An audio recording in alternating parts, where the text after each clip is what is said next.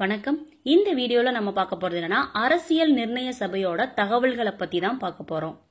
TNPSC syllabus தொடர்பான விரிவான பாடங்கள் மற்றும் வினா விடைகளை பெற மறக்காம நம்ம டிஎன்பிஎஸ்சி யூனிவர்சிட்டி சேனலை சப்ஸ்கிரைப் பண்ணுங்க. கூடவே பக்கத்துல இருக்கிற பெல் பட்டனையும் அழுத்துங்க. இந்திய அரசியலமைப்பு நிர்ணய சபை எதுக்காக உருவாக்கப்பட்டுச்சு அப்படின்னா, பிரிட்டிஷ் குழுவுக்கும் இந்திய தலைவர்களுக்கும் இடையே ஒரு புரிந்துணர்வின் விளைவாகத்தான் உருவாக்கப்பட்டிருக்கு. இந்த இந்திய அரசியலமைப்புக்குன்னு உறுப்பினர்கள் நியமிச்சாங்க. அதை எப்படி நியமிச்சாங்க அப்படின்னா, அப்ப பல மாகாணங்களாக பிரிந்திருந்தது. சென்னை மாகாணம், பம்பாய் மாகாணம், வங்காள மாகாணம், ஐக்கிய மாகாணம், மத்திய மாகாணம், கிழக்கு பஞ்சாப், பீகார், அஸ்ஸாம், ஒரிசா இப்படின்னு இந்த ஒவ்வொரு மாகாணங்கள்ல இருந்தும் தான் இந்த அரசியல் நிர்ணய சபையோட உறுப்பினர்கள் தேர்ந்தெடுக்கப்பட்டிருக்காங்க. இந்த அரசியல் நிர்ணய சபையில மொத்த உறுப்பினர்கள் 385 பேர் இருந்திருக்காங்க. இதுல 93 பேர் இந்திய மாநில பிரதிநிதிகள். மீதி இருந்த 292 பேர் பாத்தீங்கன்னா இந்திய மாகாணங்களை சேர்ந்தவங்களா இருந்திருக்காங்க. இந்த அரசியல் நிர்ணய சபையோட முதல் கூட்டம் 1946 டிசம்பர் 9ஆம் தேதி நடைபெற்றிருக்கு. இந்த கூட்டத்துல பாத்தீங்கன்னா முஸ்லீம் லீக் கட்சியை சேர்ந்தவங்க கலந்து கொள்ளல.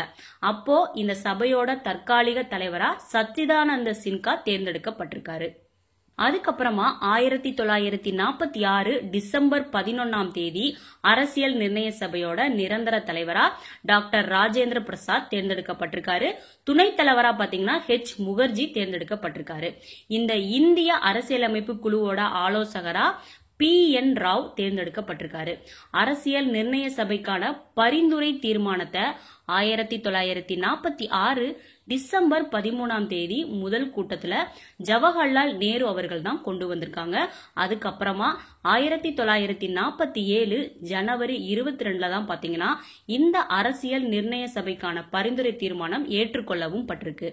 இந்த அரசியல் சட்டத்தை வடிவமைக்க டாக்டர் அம்பேத்கர் தலைமையில தான் ஒரு வரைவு குழு உருவாக்கியிருக்காங்க. அது எப்போ அப்படின்னா 1947 ஆகஸ்ட் 29ஆம் தேதி தான் அது அமைக்கப்பட்டிருக்கு.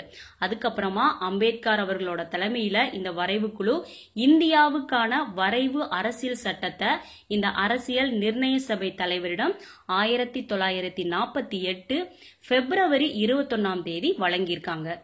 1947 ஆகஸ்ட்ல நமக்கு விடுதலை கிடைச்சிருச்சு. அதுக்கப்புறமா இந்திய பிரிவினைக்கு அப்புறம் இந்திய அரசியல் நிர்ணய சபையில உறுப்பினர்களோட எண்ணிக்கை பாத்தீங்கன்னா 299 குறைஞ்சிருச்சு.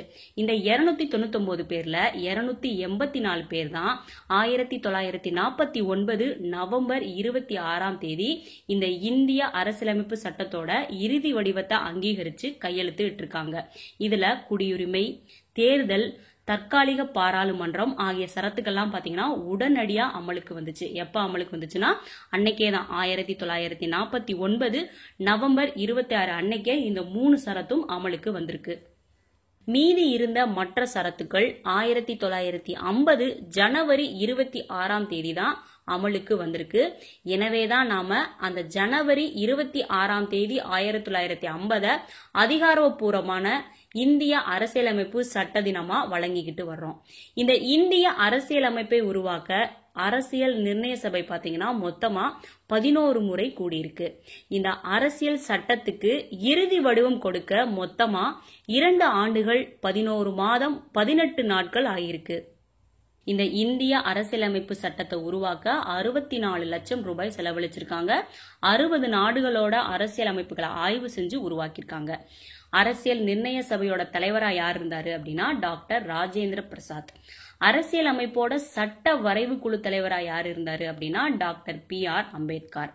1948 நவம்பர் 4ஆம் தேதி தான் இந்த அவையோட முதல் வாசிப்பு நடைபெற்றிருக்கு. இது 5 நாளுக்கு நடைபெற்றிருக்கு. அதுக்கப்புறமா 1949 அக்டோபர் 17ஆம் தேதி தான் 2வது வாசிப்பு நடைபெற்றிருக்கு. இந்த 2வது வாசிப்புல தான் 7653 திருத்தங்களுக்கு சிபாரிசு செய்யப்பட்டிருக்கு. இதன் அடிப்படையில 2473 திருத்த தீர்மானங்கள் பாத்தீங்கன்னா பேசி முடிவு செய்யப்பட்டிருக்கு. 1949 நவம்பர் 14ஆம் தேதி 3வது வாசிப்பு நடைபெற்றிருக்கு. கடைசியில பாத்தீங்கன்னா இந்த அரசியல் அமைப்போட இறுதி வடிவத்துக்கு 284 உறுப்பினர்கள் கையெழுத்து இட்டிருக்காங்க. இவங்க கையெழுத்திட்டதுக்கு அப்புறமா 1949 நவம்பர் 26 தான் பாத்தீங்கன்னா நம்ம அரசியலமைப்பு சட்டம் ஏற்றுக்கொள்ளப்பட்டிருக்கு. 1950 ஜனவரி 26 தான் பாத்தீங்கன்னா நம்ம அரசியலமைப்பு சட்டம் செயல்படுத்தப்பட்டிருக்கு. இது ரெண்டையும் குழப்பிக்கிறாதீங்க. 1949 நவம்பர் 26 ஏற்றுக்கொள்ளப்பட்டிருக்கு. செயல்முறைப்படுத்தப்பட்டது எப்பனா ஜனவரி 26. அந்த நாளைத்தான் நாம இந்திய குடியரசு தினமா கொண்டாடிக்கிட்டு வர்றோம். இந்த அரசியல் நிர்ணய சபையோட உறுப்பினர்கள் யார் யார் இருந்தாங்க அப்படிங்கிற அவங்களோட பெயர்களை பார்க்கலாம்.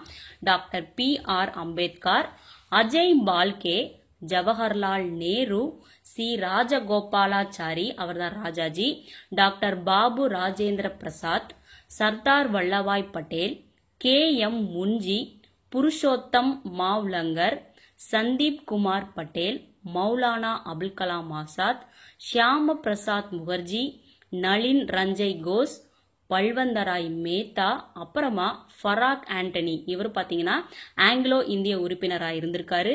HP மோடி, இவர் பார்சி உறுப்பினர்களாக இருந்திருக்காரு. ஹரேந்திர முகர்ஜிங்கிறவரு பிற்படுத்தப்பட்ட சமுதாய உறுப்பினராக இருந்திருக்காரு. பகதூர் குராங்கிறவரு கூர்கா சமுதாய உறுப்பினராக இருந்திருக்காரு. இந்த அரசியல் நிர்ணய சபையில இருந்த முக்கிய பெண் உறுப்பினர்கள் யாராரு அப்படின்னா சரோஜினி நாயுடு, ஹன்சா மேத்தா, துர்காபாய் தேஷ்முக், ராஜ்குமாரி அம்ரித் கவுர், விஜயலட்சுமி பண்டிட். இதுல இருந்த நீதித்துறை வல்லுநர்கள் யாராரு அப்படின்னா அல்லாடி கிருஷ்ணசாமி ஐயர், பனகல் நரசிம்மராவ், K.M. முன்ஜி, கனே மாவ்லங்கர். வரைவு குழுவோட உறுப்பினர்கள் யாரா இருந்திருக்காங்கன்னா டாக்டர் P.R. அம்பேத்கர் தான் வரைவு குழுவோட தலைவரா இருந்திருக்காரு. என் கோபாலசாமி ஐயங்கார், அல்லாடி கிருஷ்ணசாமி ஐயர், K.M. முன்ஜி, சையது முகமது சாதுல்லா, என் மாதவராவ், இவர் பாத்தீங்கன்னா PL மிட்டருக்கு பதிலா இருந்திருக்காரு. T.T. கிருஷ்ணமாச்சாரி, இவர் T.P. கெய்தானுக்கு பதிலா இருந்திருக்காரு.